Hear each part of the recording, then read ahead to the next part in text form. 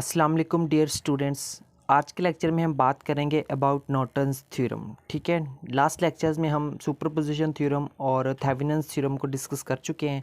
सो आज के लेक्चर में हम बात करते हैं कि नॉर्टन्स थ्योरम क्या होता है। ठीक है, इसको हम किस तरह से अप्लाई कर सकते हैं इलेक्ट्रॉनिक सर्किट से ऊपर। ठीक है, तो यहाँ पे सबसे पहले तो इसका इंट्रोडक्शन को देखते हैं। A linear network consisting of a number of voltage sources and resistance can be replaced by N equivalent network having a single current source IN and a single resistance RN। ठीक है, तो यहाँ पे देखें फ़र्क क्या आ रहा है। जो हमारे पास जो लास्ट लेक्चर में हमने डिस्कस किया था, थेवेनिन्स थ्योरम को डिस्कस किया था, उसमें वो हमें क्या देता था, लीनियर नेटवर्क को वो रिप्लेस कर रहा था इन अ इक्विवेलेंट नेटवर्क। ठीक है, यहाँ पे वही सेम बात हो रही है, बट वहाँ पे जो है वो आपके पास जो रेजिस्टेंस थी उसको वो किस में कन्वर्ट कर रहा था, यानी कि number of volt source of voltages and resistance को वो किस में रिप्लेस कर रहा था, इन इन अ सिंगल वोल्टेज सोर्स जिसको थेवेनिन वोल्टेज का नाम दिया था, and in a single resistance जिसको हमने थेवेनिन रेजिस्टेंस का नाम दिया था। ठीक है, लेकिन यहाँ पे वो उसको किस में चेंज कर रहा है, रेजिस्टेंस को can be replaced by N equivalent network having a single current source. यहाँ पे हमारे पास क्या होगा, सिंगल करंट सोर्स होगा और उसको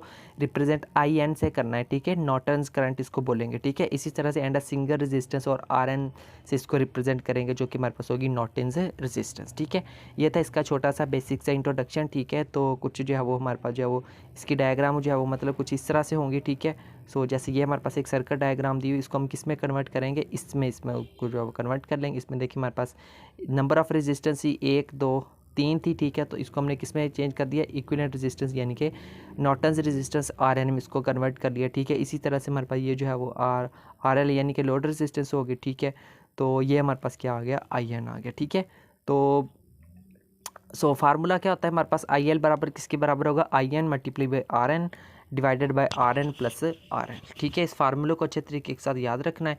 बाकी जो है वो इसको जो है हम देख लेते हैं मज़ीद इसके प्रोसीजर में सबसे पहले स्टेप नंबर 1 की बात करते हैं। ठीक है, अकॉर्डिंग टू स्टेप नंबर 1 क्या होगा, find load on source the load terminal A and B। जो कि यहाँ पे देखिए आपके पास दो टर्मिनल दिए हुए हैं ना। ठीक है, A एंड B, यहाँ पे हमने क्या फाइंड करना है, लोड जो है वो फाइंड करना है। ठीक है, लोड रेजिस्टेंस फाइंड करनी है। ठीक है, तो वो किस तरह से हम फाइंड करेंगे, यहाँ पे देखिए हमारे पास जो वो एक सर्किट जो R1 है ये किस में लगा हुआ है, सीरीज़ में लगा हुआ है, और ये दो क्या है, एक दूसरे के पैरेलल हैं। ठीक है, तो यहाँ पे वही फार्मूला लगा देंगे। ठीक है, तो R डैश किसके बराबर आ जाएगा, R1 plus R2 parallel R3, और R2 यानी कि कोई से दो रजिस्टर अगर हमारे पास पैरेलल ही एक दूसरे के साथ अटैच हैं तो फिर उनकी इक्विवेलेंट रेजिस्टेंस किसके बराबर होती है, इस चीज़ के बराबर होती है। ठीक है, यहाँ से इनको LCM लेकर हमने सॉल्व किया तो हमारे पास ये आ गया। ठीक है, इसको जब कैलकुलेशन करेंगे तो हमारे पास जो R डैश किसके बराबर आ जाएगा, इस चीज़ के बराबर आ जाएगा। ठीक है, इसको हम क्या देते हैं, इक्वेशन नंबर 1। ठीक है, उसके बाद देखें आगे देखते हैं हम स्टेप नंबर 2। स्टेप नंबर 2 में क्या है हमारे पास, फाइंड सोर्स करंट। ठीक है, सोर्स करंट यानी कि I डैश जो है वो सेम उसका वो किसके बराबर होगा, I डैश बराबर होगा E over R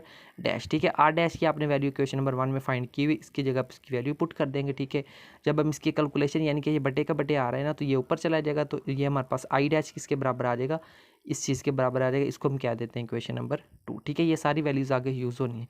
step number 3 में देखें क्या, नॉर्टन्स करंट यानी कि IN हम फाइंड करेंगे। तो IN किस चीज़ के बराबर होता है, IN का फार्मूला होता है हमारे पास, IN is equal to I dash R2 over R2 plus R3। ठीक है, R2 R3 आपके पास सर्किट में गिवन होती हैं। ठीक है, I डैश की आप वैल्यू पीछे कैलकुलेट कर चुके होंगे इस फार्मूले के मुताबिक। ठीक है, तो उसकी जगह पे फार्मूले को रिप्लेस कर दिया यहाँ पे।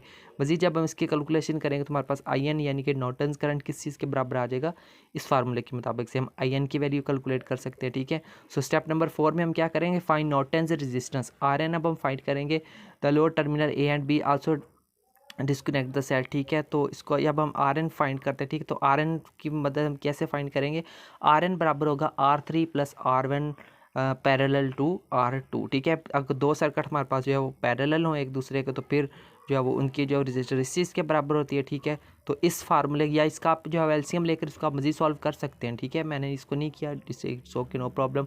सो RN किसके बराबर आ जाएगा, इस चीज़ की, इसको हम क्या देते हैं, इक्वेशन नंबर 3। ठीक है स्टूडेंट, तो काफ़ी सारी चीज़ें हम फाइंड कर चुके हैं। ठीक है, अब ठीक है, आगे देखें इसको ना एग्जांपल की मदद से एक्सप्लेन किया गया। ठीक है, अब आपने करना क्या था, अब आपने यही वैल्यूज़ आपने यूज़ करनी है। अगर हमें IL लोड करंट फाइंड करना हो तो उसमें देखिए हमारे पास हम ये कर सकते। ठीक है, IN की वैल्यू, ठीक है स्टूडेंट, तो IL की अगर हमने वैल्यू कैलकुलेट करनी है तो हम ये वाला IN की वैल्यू कहाँ से निकालेगी, इसके लिए भी हमने फार्मूला कैलकुलेट किया है। आर एन की वैल्यू कहाँ से निकलेगी वैल्यू, वो भी हमने फार्मूला नीचे कैलकुलेट किया है, ठीक है। लोड रेजिस्टेंस आप जो है वो सर्किट में आपको गिवन होगी, ठीक है। तो इस तरीके की मदद से हम जो है वो इस तरह से हम आई एल की वैल्यू फाइंड कर सकते हैं बाय यूजिंग नॉर्टन्स थ्योरम, ठीक है। सो अब इसको एक एग्जांपल की मदद से, एक प्रॉब्लम की मदद से हम इसको थोड़ा सा और मतलब समझने की कोशिश करते हैं, ठीक है। देखिए हमारे पास जो एग्जांपल कौन सी आ रही है हमारे पास, यहाँ पे देखिए ये हमारे पास एक प्रॉब्लम आ रही है, ठीक है। ये देखिए प्रॉब्लम मीन एग्जांपल, ठीक है। ये हमारे पास एक सर्किट गिवन है, ठीक है। नॉर्टन्स थ्योरम का हमने यूज़ करना है, ठीक है। तो यहाँ पे देखिए जैसे लिखा हुआ है, using Norton's theorem calculate the current flowing through the 12 ohm resistance as shown in figure, ठीक है। जो यहाँ से जो करंट फ्लो कराएगा ना वो हमने फाइंड करना है, ठीक है। सो स्टेप नंबर 1 में हमने किसकी वैल्यू कैलकुलेट करनी है, आर डैश की। वो किसके बराबर होगा, इस चीज़ के बराबर, यानी कि यहाँ पे देखिए ये जो हमारे पास जो R1 है ये R2 और R3 की में ये सीरीज़ में लगा हुआ है, जबकि ये तो एक दूसरे के क्या हैं, पैरेलल हैं, ठीक है। तो इसको मतलब इस तरह से हम इसको सॉल्व करेंगे, ठीक है। फार्मूला लगा लिया, प्लस माइनस कर लिया, ये आगे, ठीक है। इसको कह दिया क्वेश्चन नंबर 1, ठीक है। वैल्यूज़ पुट कर ली यहाँ पे, ठीक है। R1 R2 R3 की वैल्यूज़ यहाँ पे सर्किट के अंदर गिवन है, ठीक है। तो वैल्यूज़ जब पुट करनी तो यहाँ पे हमारे पास जो है वो आर डैश की वैल्यू क्या आ जाएगी, 5.4, ठीक है। इसकी वैल्यू अब हम आई डैश की वैल्यू कैलकुलेट कर लेंगे। आई डैश की वैल्यू कैलकुलेट करने का फार्मूला हमने क्या पढ़ा था, I dash is equal to E over R dash. बस ये मेन फार्मूला याद रखने हैं और कोई मुश्किल वाली बात नहीं इसमें, ठीक है। ई की वैल्यू जो है वो आपको पास 36 गिवन होगी, ठीक है, सर्किट के अंदर। यहाँ पे देखें, ये देखें, ठीक है।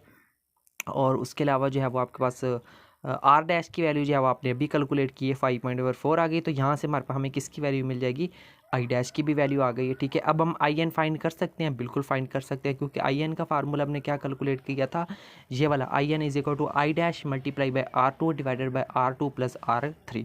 R2 और R3 की वैल्यू सर्किट में गिवन है, वो वहाँ से पुट कर लेनी। आई डैश की वैल्यू हमने अभी कैलकुलेट की, यहाँ से इसकी वैल्यू को ले लेंगे, ठीक है। तो यहाँ पे जो है वो इस फार्मूले के अंदर यहाँ पे इसकी वैल्यूज़ को पुट कर दिया, ठीक है। कैलकुलेशन करने के बाद यानी कि इन दोनों को आपस में मल्टीप्लाई करके, इन दोनों को प्लस करके एक दूसरे के ऊपर जब हम डिवाइड किया तो ये आ गया हमारे पास। जब प्लस मल्टीप्लाई करके फिर जब इसको डिवाइड किया तो हमें आई एन यानी कि नॉर्टन्स करंट भी मिल गया 4, ठीक है। तो अब हमारे पास सारी चीज़ें हो चुकी हैं, बस आर एन की वैल्यू रह गई, ठीक है। तो आर एन की वैल्यू फाइंड करने का फार्मूला हमने क्या पढ़ा था, ये वाला पढ़ा था, ठीक है, अकॉर्डिंग टू गिवन सर्किट, ठीक है। तो R3 बराबर होगा R1 R2 over R2 plus R1, ठीक है। तो इसके मुताबिक हम वैल्यूज़ पुट करके जब इसकी कैलकुलेशन करेंगे तो हमारे पास आर एन की वैल्यू भी क्या आ जाएगी, 6 आ जाएगी, ठीक है। ठीक है, तो आर एन की भी वैल्यू आ जाएगी, सारी वैल्यूज़ हम कैलकुलेट कर चुके हैं। अब हम जो है वो आई एल फाइंड कर सकते हैं, बिल्कुल इजीली फाइंड कर सकते हैं। तो वो किसके बराबर था, I N into R N divided by R N plus R L, ठीक है। सो आई एन की वैल्यू उसकी जगह पे पुट कर देनी है, आर एन की जगह पे उसकी वैल्यू पुट कर देनी है, फिर आर एन की जगह पे नीचे उसकी वैल्यू प्लस आर एल की जगह पे उसकी वैल्यू, जो कि हमने जिस जो है वो लोड रेजिस्टेंस, ठीक है। तो इनको जब प्लस किया तो हमारे पास ऊपर वालों को आपस में मल्टीप्लाई किया 24 आ गया, नीचे वालों को प्लस किया तो 18 आ गया, ठीक है। सो इनको जब हम डिवाइड करेंगे तो हमारे पास लोड करंट आ जाएगा 1.33 एम्पियर। ओके स्टूडेंट, तो ये था मतलब कि है इस तरह से जो है हम नॉर्टन्स थ्योरम का यूज़ करते हैं इन इलेक्ट्रॉनिक सर्किट्स प्रॉब्लम्स के अंदर, ठीक है, जो लोड करंट फाइंड करने के लिए, ठीक है। इसमें मेन 3-4 फार्मूले हैं, बस इनको अच्छे से याद रखना, ठीक है। जैसे हमारे पास आर डैश का फार्मूला हो गया, आई डैश का फार्मूला होगा, आई एन का फार्मूला होगा और आर एन का फार्मूला होगा, ठीक है। ये 4 फार्मूले यूज़ करके जो मेन फार्मूला है आई एल, वो फिर आप इजीली यूज़ कर सकते हैं, ठीक है। तो ये था स्टूडेंट्स हमारा आज का थ्योरम, नॉर्टन्स थ्योरम, जिसमें हमने सारा कुछ डिस्कस किया इसके बारे में। सो नेक्स्ट थ्योरम में हम बात करेंगे अबाउट मिलीमैन्स थ्योरम। सो तब तक के लिए टेक केयर एंड अल्लाह हाफिज़।